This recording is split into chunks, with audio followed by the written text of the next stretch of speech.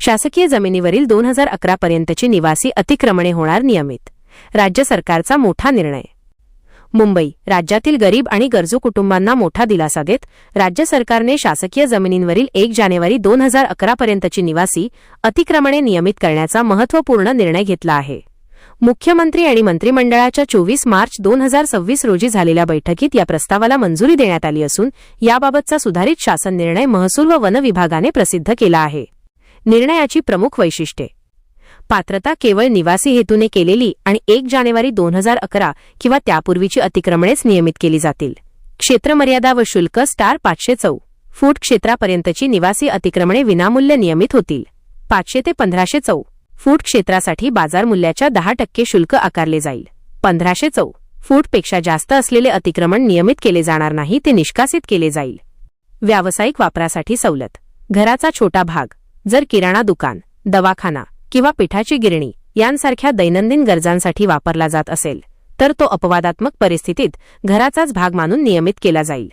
अर्जाची प्रक्रिया आणि मुदत. पात्र नागरिकांनी आपले अर्ज 31 डिसेंबर 2026 पर्यंत सादर करणे आवश्यक आहे. या मुदतीत अर्ज करणाऱ्यांना प्रक्रिया पूर्ण होईपर्यंत संरक्षण मिळेल.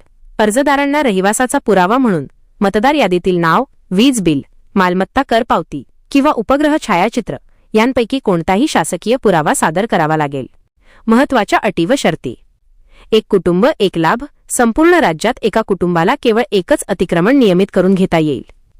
हस्तांतरणास बंदी. नियमित केलेली जागा पुढील 5 वर्षांपर्यंत विक्री किंवा भाड्याने देता येणार नाही. मालकी हक्क. ही जमीन पती आणि पत्नी यांच्या संयुक्त नावाने भोगवटादार वर्ग -2 म्हणून दिली जाईल. अपवाद. नदीपात्र, नाले, सार्वजनिक रस्ते, वने, फॉरेस्ट लँड आणि धोकादायक क्षेत्रातील अतिक्रमणे नियमित केली जाणार नाहीत. अंमलबजावणी यंत्रणा. अतिक्रमणे नियमित करण्यासाठी क्षेत्रनिहाय समित्या गठीत करण्यात आल्या आहेत. महानगरपालिका क्षेत्रात जिल्हाधिकारी, नगरपालिका क्षेत्रात उपविभागीय अधिकारी आणि ग्रामीण भागात तहसीलदार यांच्या अध्यक्षतेखालील समित्या यावर निर्णय घेतील. अर्जावर 90 दिवसांच्या आत निर्णय घेणे बंधनकारक करण्यात आले आहे.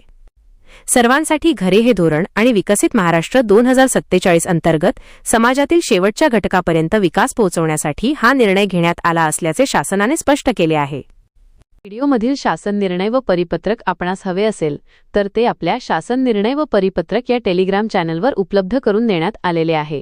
त्या ठिकाणावरून आपण ते डाउनलोड करून घ्यावे.